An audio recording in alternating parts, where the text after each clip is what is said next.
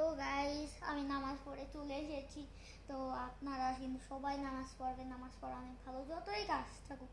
যেরকম আমি নামাজ পড়ে এসে ব্লগ করতেছি, এরকম আপনারাই করবেন। আপনাদের একটা ইউটিউব চ্যানেল হবে, আপনি প্রতি মাসে অনেক টাকা ব্লগ করবেন। ভাববেন না যে আমি টাকার লোভে করতেছি, এই জিনিস শখের বিষয় করতেছি। এইটা দেখেন এখন কয়টা বাজে এখন, এই দেখুন 5টা 3 বাজে, আমি নামাজ পড়ে এসেছি গাইস। আপনারা কিন্তু পড়বেন, নামাজ পড়া অনেক ভালো বিষয় গাইস। তো আপনারা সবাই 5 ওয়াক্ত নামাজ পড়বেন।